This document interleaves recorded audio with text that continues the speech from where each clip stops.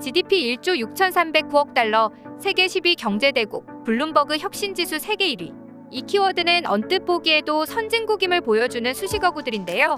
최근 국제사회에서 위상이 높아진 대한민국을 수식하는 지표라고 합니다. 한국은 일제강점기와 6.25 전쟁을 거치며 폐허가 된 땅에서 불굴의 의지로 한강의 기적을 일궈냈고 IMF 외환위기를 딛고 이를 경제-사회적 도약의 기회로 만들었습니다. 이처럼 드높아진 한국의 위상을 주변국인 일본도 의식하고 있었는데요. 일본경제연구센터는 울며 겨자 먹는 심정으로 2027년에 한국의 GDP가 일본을 추월할 것으로 내다보기도 했죠. 아직도 일제강점기 시절의 기억만 가지고 한국을 자신들의 밑으로 보던 일본이 내놓은 입장이니 부정할 수 없을 정도로 한국의 경제력이 크게 성장했음을 알 수 있습니다. 그런데 일본과는 달리 중국은 한국의 경제력에 대해 눈 가리고 아웅식으로 부정하고 있는데요. 최근 중국의 한 온라인 커뮤니티에서는 한국인들이 고기를 못 먹고 살 정도로 가난하다라는 소문이 돌아 화제가 되었습니다. 먹는 것에 진심인 우리 민족에 대해 고기를 못 먹고 산다고 한다니 당황스러울 지경인데요. 해당 글에 의하면 주간 아이돌이라는 프로그램에서 상품으로 걸린 한우를 얻기 위해 아이돌 그룹이 경쟁하듯이 게임에 임하는 모습을 보고 중국에선 한국인들이 소고기를 많이 먹지 못할 정도로 가난하구나라는 생각을 하게 되었다고 합니다. 소고기를 상품을 건 것은 그저 게임에 참여 유도와 흥미 유발을 위해 만든 장치인데도 불구하고 그 의도는 읽지 못하고 우리나라 사람들이 고기를 못 먹는다며 불쌍하다는 말을 떠들어대고 있었죠. 심지어 해당 커뮤니티의 한 네티즌은 중국에서는 매일 고기를 먹을 수 있어서 우리 아빠 직장에 있는 한국인들은 다 귀국하기 싫다고 한다와 같은 말을 하며 적극적으로 날조를 하고 있기도 했습니다. 실제 팩트체크를 할 생각은 하지 않고 꼬투리를 잡아 그저 혐한에만 몰두하는 모습이 할 말을 잃게 만들 지경이었습니다. 중국의 이런 만행은 한두 번이 아니었는데요. 그들은 TVN 드라마 빈센조에 등장한 비빔밥에도 온갖 비난을 쏟아내기도 했습니다. 빈센조 8회에서는 홍자영이 사무실에서 근무하고 있는 빈센조에게 비빔밥을 건네는 장면이 그려졌는데 이 제품이 중국 브랜드라는 점이 문제가 되었습니다. 한국 네티즌들은 오히려 한국 드라마에 중국 PPL이 등장해서 논란이 되었었는데 중국인들은 대체 어떤 점에서 화가 났던 걸까요? 그 이유는 그야말로 어처구니 없는 것이었습니다. 그들은 하필 중국 PPL로 등장한 것이 비빔밥이라는 점을 걸고 넘어진 것인데요.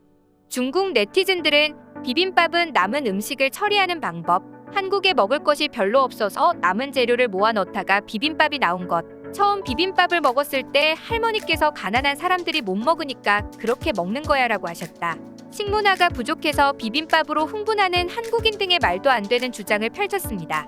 게다가 그들의 날조는 여기서 그치지 않고 중국 자본이 없으면 드라마 제작이 불가능한 나라, 한국인의 편협한 민족주의가 우습다 등 한국 비하 발언도 서슴없이 내뱉었죠. 전 세계적으로 인정받고 잘나가는 한국 드라마, 예능에 기대어 중국 문화를 어떻게든 끼워팔려는 나라가 할 말은 아닌 듯합니다. 이와 관련해서 서경덕 성신여대 교수 역시 빈센조의 중국 PPL은 한국을 타겟팅한 것이라기보다는 한국 드라마의 전 세계 영향력을 통해 수많은 나라의 제품 홍보를 노린 것이 아닌가 생각한다라며 중국의 검은 속내를 꼬집기도 했죠.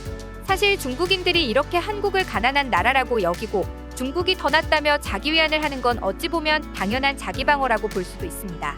중국의 경제 상황과 국민 생활 수준이 그야말로 처참하기 때문인데요. 일례로 최저임금만 보더라도 그 수준을 짐작해 볼 수 있습니다. 중국 인력자원 사회보장부가 발표한 중국의 월 최저임금과 시간당 최저임금 표준에 따르면 수도인 베이징의 최저임금은 2,200위안, 우리나라 돈으로 37만 원 정도입니다. 평범한 초보 직장인이 그 정도 급여로 생활이 가능할까 싶은 수준인데요.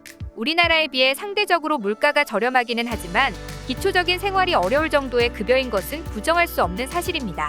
좀 더 이해를 돕기 위해 주택 월세와 비교해보면 평균 월급에서 월세가 차지하는 비율은 무려 97.2%로 한 사람이 베이징에서 집 한 채를 임대하려면 월급의 90% 이상을 월세로 지불해야 한다고 하니 주거 불안정이 엄청나게 심각하다는 것을 알 수가 있죠.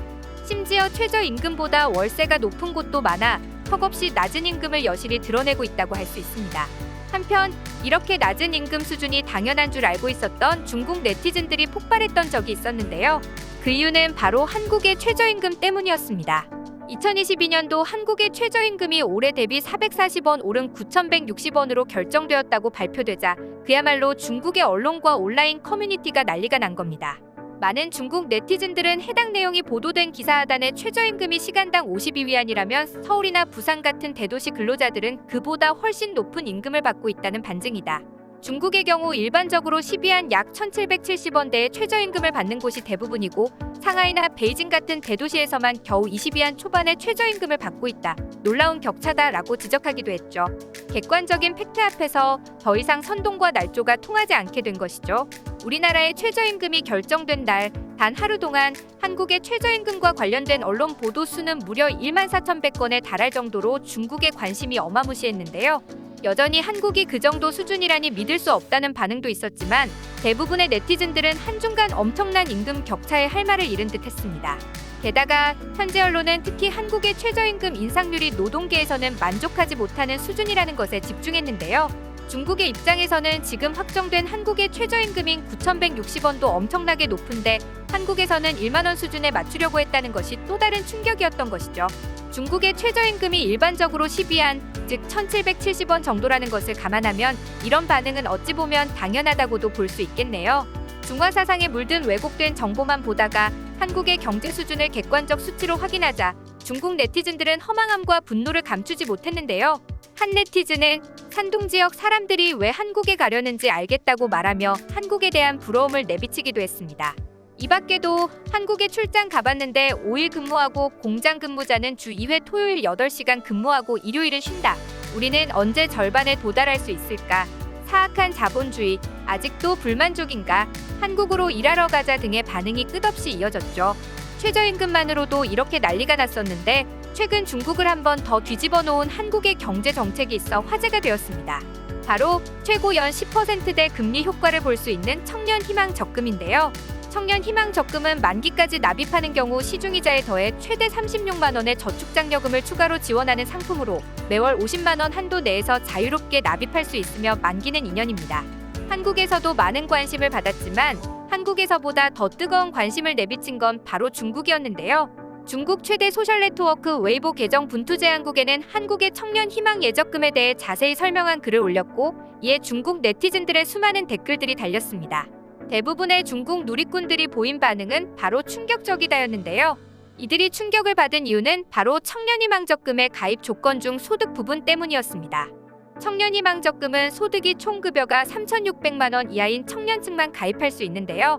이 기준을 두고 중국 누리꾼들은 한국인들은 연소득이 20만 위안이면 가난하다는 말이냐, 너무 충격적이다라며 1년에 20만 위안 약 3,700만 원을 버는 것이 높은 소득 수준이 아니라는 사실에 적지 않은 충격을 받은 반응을 보였죠. 한국이 가난하다며 소고기도 잘 못 먹는다고 조롱하던 중국인들이 한국의 경제 수준을 제대로 알게 되자 태도가 바뀐 것이 어이가 없을 따름입니다. 이렇게 중국이 기를 쓰고 한국을 깎아내리려고 애쓰고 있지만 한국은 아랑곳 않고 세계에서 그 위상을 떨치고 있는데요. 특히 한국은 전 세계 문화시장을 선도하며 이끌어나가는 위치에 올라와 있죠. 중국은 한한령과 문화 쇠국으로 수년째 한국 콘텐츠를 접하기 어려운 상황에서도 K 콘텐츠가 활발하게 퍼지고 있을 정도니 한류를 어떻게든 빼앗고 싶어하는 중국인들의 심리가 조금은 이해가 가긴 합니다. 언감생심, 좋은 것을 보면 가지고 싶어하는 마음이 드는 것은 사람의 본능이니까요. 억지를 써가며 한류를 중국화하려고 애쓰고 있기는 하지만 한국의 높은 퀄리티까지는 베낄 수 없어 한국 하위호환 버전에 만족해야 하는 중국이 안타깝기도 하네요. 여러분의 소중한 의견을 남겨주세요. 그리고 많은 분들이 보실 수 있도록 널리 공유 부탁드립니다.